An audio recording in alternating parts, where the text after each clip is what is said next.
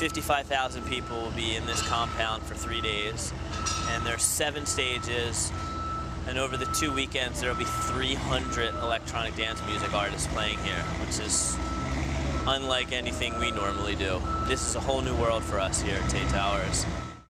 Tait Towers started here in America in about 1979. It was a lighting company at first, and it kind of morphed into a staging company, but it grew exponentially. Tait Towers has always represented the best in the business. What we're building either enables the show to happen or not. We thrive on complications. 25 years ago, musicians were making money selling records, and now they're making money selling seats. And that's why we're making stage sets. Like any organization, we have our moments, we have our drama. It's full on, because there's a deadline that we're up against all the time. There's no showing up a day late.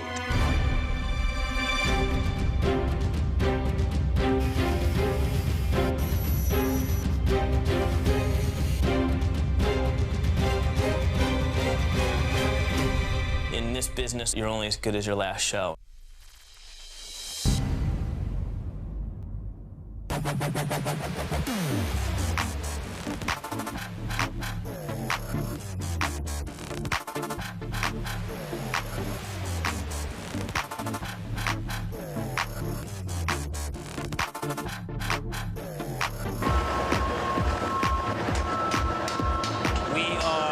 Process of unloading our trucks. We've gotten 5 trucks unloaded so far today, hoping to hit 7 by the end of the day.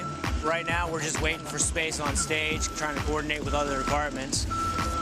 We've got our video track truss that will hopefully hang today. The plan is to get that hung today, get it cabled today, and get it floating so that lighting can do what they need to do on it.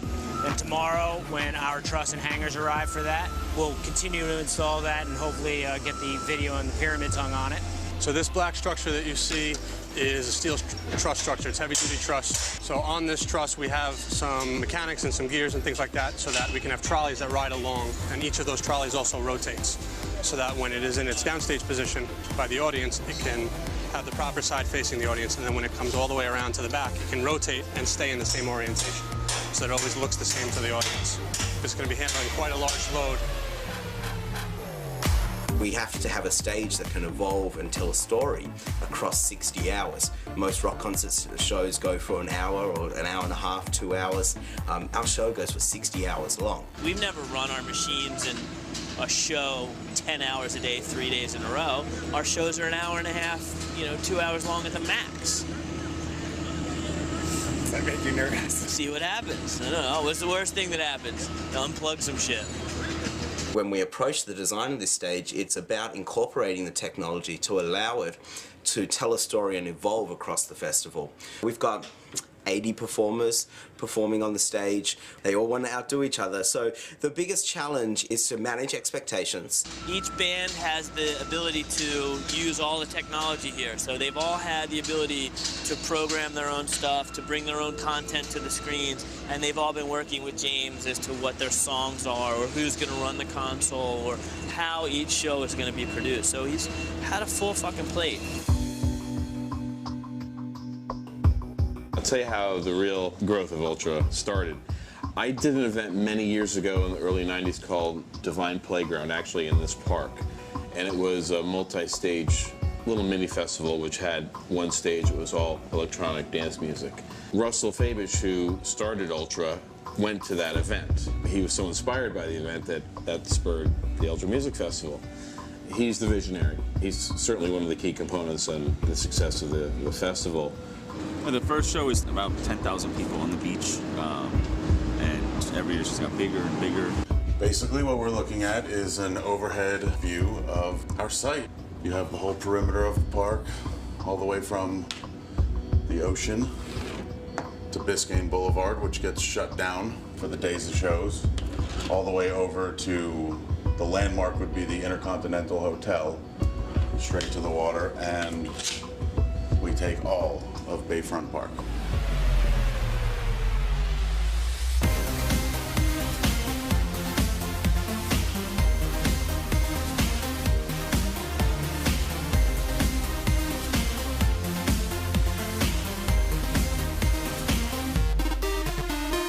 It's our first experience with something as intense as this and concentrated in such a small area. If you look at what we're doing here, it's still one stage as a one-off. And so the only thing that might be different for us is the fact that it stands to be used for 60 hours over 2 consecutive weekends, which is a lot. And that doesn't include any of the programming time, which we'll need quite a bit of. By the time you're done running all this gear, it's really getting the shit kicked out of it.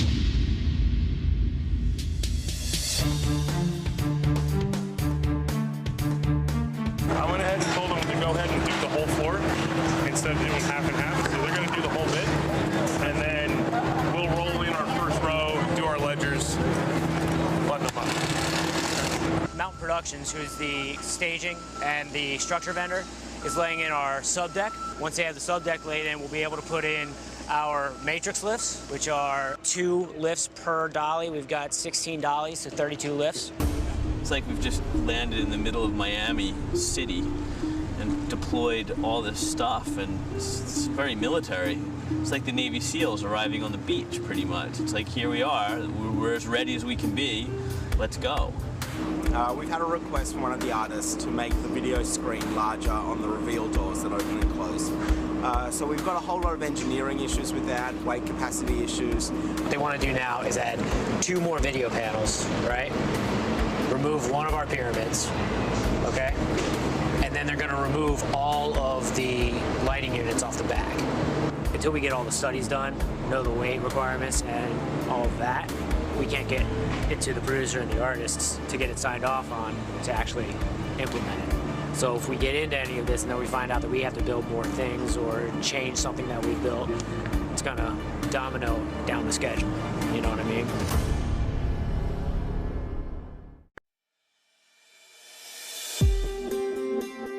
What they want to do now is add 2 more video panels, right?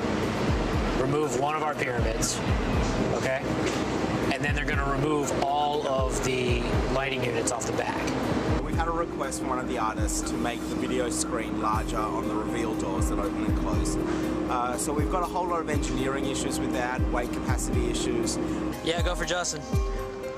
Hey, Brock just called me and he's confused on what actually needs to happen. So if you could give him a call back and tell him what the new plan is. Yeah, I just talked to TK too. I'm going in to talk to James now to get it nailed down.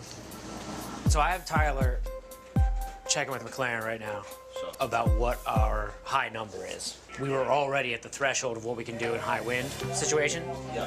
He's checking on that for me. I'm gonna get. I think with the changes, it's 100 and something pounds different. Yeah. We are close to our weight capacity in order to keep the machinery operating. So we have to remove something to get that weight capacity. We were counting on some of that weight of the lighting units on the upstage side to act as ballast to help keep our center of gravity. I'm adding 600 pounds, but taking off 510. Yeah. So it's 90 pounds different. Right. My only other concern is that we're adding 2.4 meters of video screen, right? Yeah. And we're only taking away 2 meters of thing. Okay. Well, because that's a foot and a half somewhere. It's lucky that it sits off the deck. I mean, that's the thing, right? It's sure. a foot and a half somewhere that we're gonna have to deal with one way or another. Sure. Okay? Yeah. All right. I'm gonna get on the phone with Tyler. So Paul won't approve it until he gets the drawing. I need to sketch again, send that to Tyler. He's gonna look into what the weight is, do the center of gravity, and then we have to get that to Mountain, who is the provider of the rigging and the roof, and then they will either sign off or not sign off on the additional load. This happens all the time, especially when you're on site. This is how you need to solve these kind of problems. I'll push my vendors for design to the limits. I'll try and put more lights on the stage, make the stage taller, integrate technology in ways that hasn't been integrated before. But at the end of the day, I'll keep going until somebody that's in a higher authority says no, and it's all about safety. We're standing behind the main stage at the Ultrafest. We start out with the base truss. Steel beams connect together. They're built to hold water for extra ballast. On this structure, we've added an extra 32,000 pounds of ballast.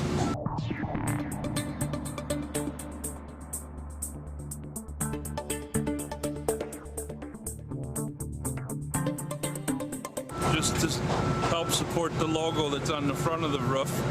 We build our main roof structure on the deck, raise it with chain motors, and the whole structure itself can hold about 400,000 pounds. We've built these huge scaffolding wings on the side to hold all the scenic elements. And being we're here in Miami and on the water, we had to design for 90-mile-an-hour wind speeds. So I have about 240,000 pounds of concrete ballast strategically placed underneath. We could probably withstand a Class 1 hurricane wind here.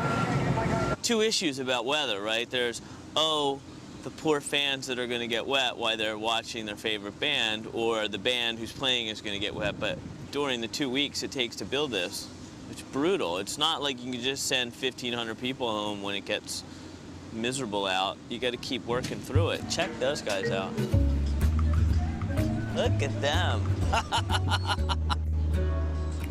Right, there's the answer to your weather.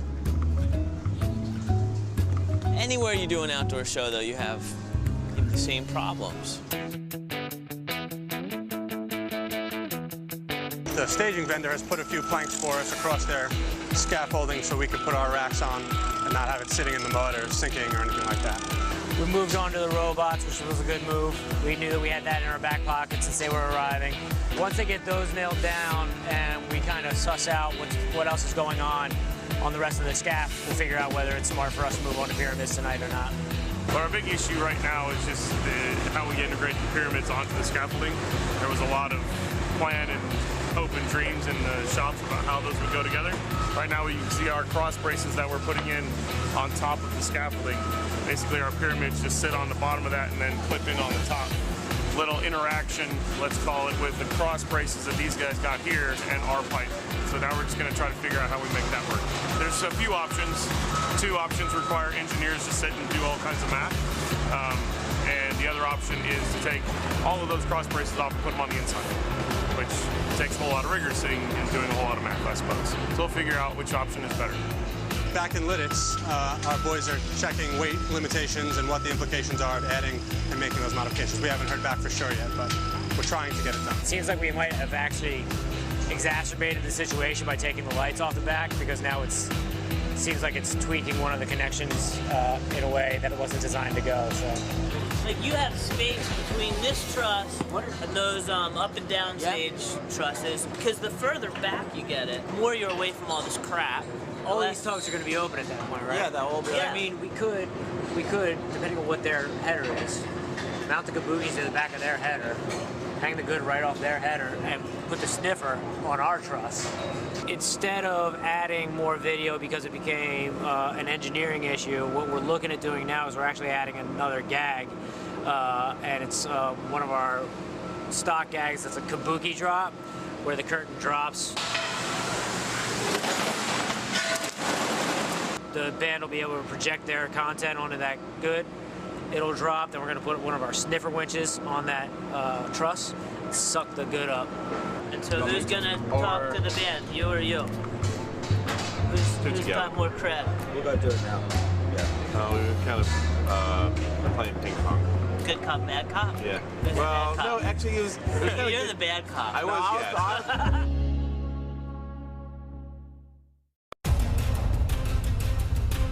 There's 7 stages, 50,000 people a day. It's massive.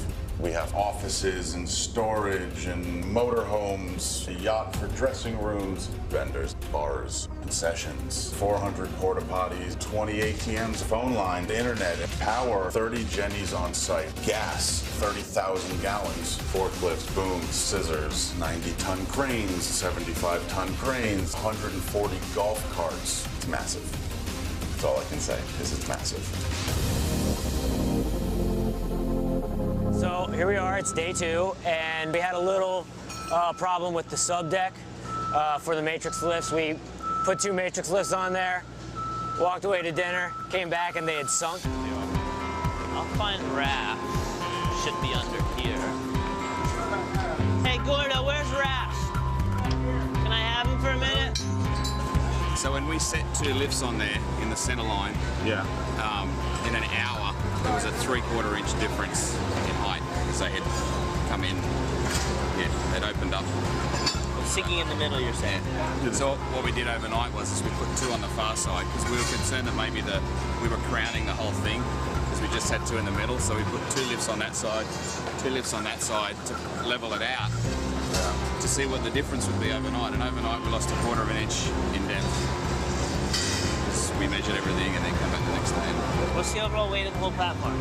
At the moment now, that would be just under 100,000 pounds. It's heavy. There's basically too much give in the subdeck, so they've added a layer of plywood, hopefully mitigate it. If it is sinking, it's sinking as a whole unit.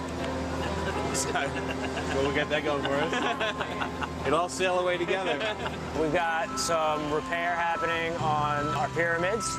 We had some damage in shipping. Basically, a couple of the dollies bounced around in the truck a little bit. What happened is these got busted out. So all the weight was taken by this one.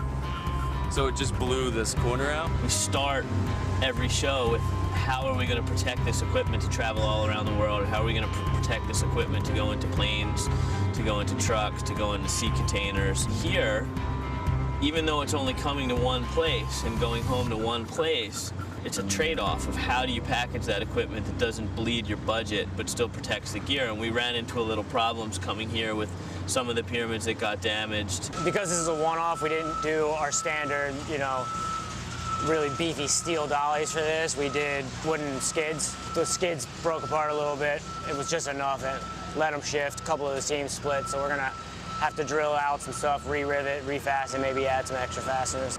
And then we just gotta put these rain shields on and these bars here for the lights. We still have to get them back home, and we haven't actually figured out how we're going to do that yet. That's a new challenge that we're just starting to see, too, as you get into this high level of one-offs, that this equipment needs to be treated differently. It's not like television scenery that you're going to throw into the dumpster at the end of the night, or that you're going to build out of 2x4s when you get there. And we're struggling with that at the moment. When it's rotating on the end axes, we have the video wires going across. Right now it's limiting our rotation because it's hitting the structure of the robot. We didn't have a plan in place before we left the shop. I mean, you know, the perfect thing is wireless power. Right? You're gonna get that. Look, that's putting a shit ton of stress on that end. Yeah. I don't think video is gonna like that. Maybe we should show somebody. I don't really want to, but if we think this is where we're gonna land, we gotta make them aware of that. It's like this with any gag, right? I mean, you have limitations, you know, and we strive to overcome those limitations whenever we can. But at some point, you just run into things that you can't change, right? So, see how this goes.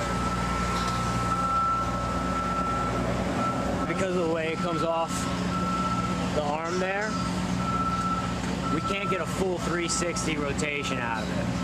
Yeah, but that only has to go through at a degree, like the cue there where one rolls and the next screen rolls. Is that what you're talking about? Yes, yeah. Yeah, so it can end upside down. It only has to go 180 or 200, you know, so it simulates the roll and then it can roll back. That's fine. Well, that was all right. Good. Well, I like solving that problem. Good. Done. See, nothing to it.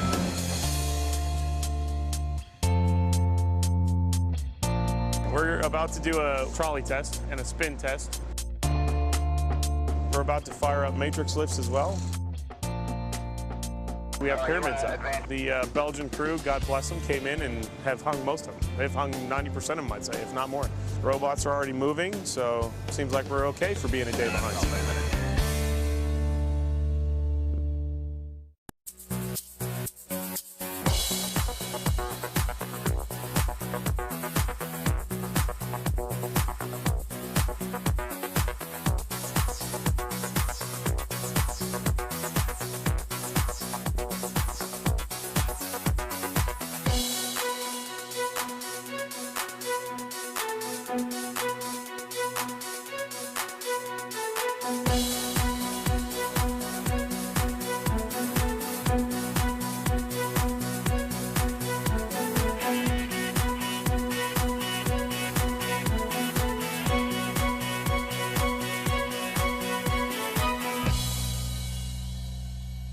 Yeah, I think we're at a really good place and excited for the show and the craziness that comes with this kind of one-off. So we're nearly there. Everything will be finished in the next 2 days. So by Tuesday night, we'll have the entire stage finished off, ready for rehearsals on Wednesday morning. We rehearse for 2 days, and then showtime Friday. That main stage is pretty incredible. So I'm really excited to turn the power on and see it go. At nighttime, when the lights go down and all these LEDs and all these lights, all this stuff comes to life, it will be true magic, and I think people will be blown away.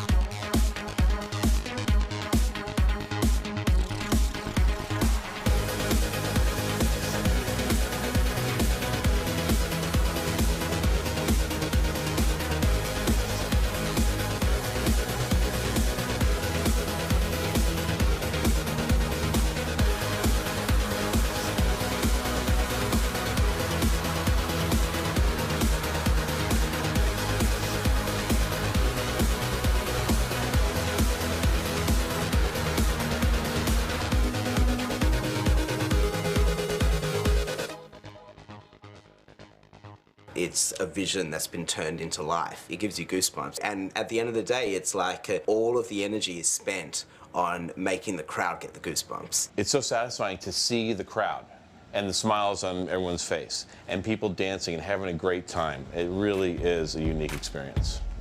You know, I always say that rock and roll pioneers the technology for Broadway and theater.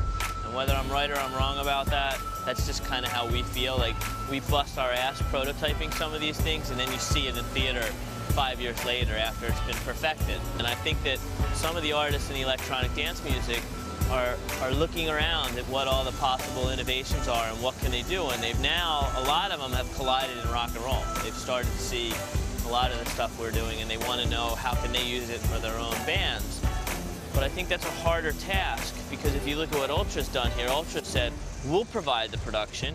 You guys can bring in something to embellish it, but we'll give you like the big building block of the show, and we'll give you the environment to do it. And I think it seems like that's more sustainable in the future than having every electronic dance music artist carrying around giant productions. 300 bands are going to be cruising around here going, hey, look at that thing, that's really cool, where do you get one of them? And, you know, branding it, having these guys be proud to have us here is really nice. You're just kind of feeling your way out around here as to, well, what is the future? But fuck the future. Today, we need to shine, and that's the hard part.